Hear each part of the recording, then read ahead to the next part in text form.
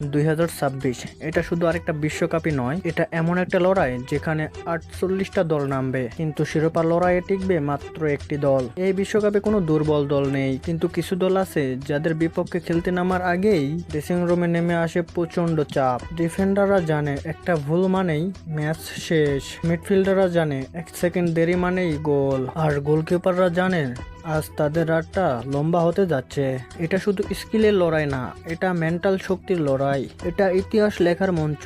আজ আমরা দেখব 2026 বিশ্বকাপে সেই 10টি ভয়ঙ্কর ফুটবল দল যাদের সাথে খেলতে গেলে প্রতিপক্ষ অনেক সময় ম্যাচ শুরুর আগেই হেরে যায়। চলুন ভিডিওটি শুরু করা যাক। আপনি যদি এই চ্যানেলে নতুন হয়ে থাকেন তাহলে এখনই সাবস্ক্রাইব করে যুক্ত হয়ে যান খেলামেলা টিভির সাথে।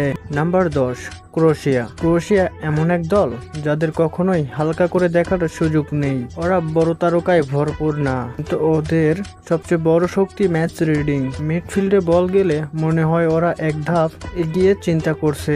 প্রতিপক্ষ পেস করতে আসার আগেই বলের দিক বদলে যায়। নতুন প্রজন্মের এনার্জির সঙ্গে পুরনো যোদ্ধাদের মাথা ঠান্ডা, এই মিশ্রণটাই ওদের ভয়ঙ্কর করে তোলে। রক্ষণে ধৈর্য, গোলপোস্টে নির্ভরযোগ্যতা, আর বড় ম্যাচে অদ্ভুত এক আত্মবিশ্বাস। ক্রোয়েশিয়া কখনো জোরে চিৎকার করে না, ওরা চুপচাপ খেলা শেষ করে দেয়। নাম্বার 9, বেলজিয়াম মানেই শুধু প্রতিভা না, এটা এখন পরিণত ফুটবলের দল।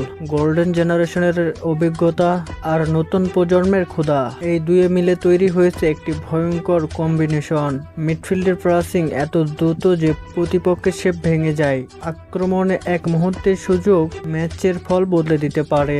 ডিফেন্সে তারা আগের চেয়ে বেশি সংগঠিত, আর গোলকিপার চাপের সময় যেন দেয়াল। এই বেলজিয়াম হার মানে না, ওরা শেষ বাঁশি পর্যন্ত লড়ে। নাম্বার 8, নেদারল্যান্ডস মানে সাহসী ফুটবল। ওরা ভয় পেয়ে পিছনে বসে থাকে না, ওরা আক্রমণ করে, ঝুঁকি নেয়, আর ম্যাচ নিজের হাতে নিতে চায়। মিডফিল্ডে কন্ট্রোল আর উইংয়ে বিস্ফোরক গতি, ট্রানজেকশনে ভয়ঙ্কর স্পিড। এই দলটা একবার ছন্দ পেলে প্রতিপক্ষকে দম নিতেই দেয় না। 2026-এ নেদারল্যান্ডস যে কোনো বড় দলের জন্য একটা বড় পরীক্ষা। Number 7, Germany. বিশ্বকাপ আর জার্মানি, এই দুই নাম একসঙ্গে মানায় ভয়। জার্মানি খুব বেশি নাটক করে না, ওরা ভুল খুঁজে আর ভুল পেলেই শাস্তি দেয়। মিডফিল্ডে ডিসিপ্লিন, আক্রমণে সরল কিন্তু কার্যকর মুভমেন্ট, রক্ষণে শক্ত কাঠামো। এই দলটা জানে কখন ম্যাচের গতি কমাতে হবে আর কখন এক আঘাতে শেষ করে দিতে হবে। জার্মানি মানে নীরব ঘাতক। নাম্বার 6, পর্তুগাল এখন আর অনিশ্চিত দল না, এটা এমন একটা দল যারা ম্যাচ প্ল্যানিং নিয়ে নামে, আর সেই প্ল্যান শেষ পর্যন্ত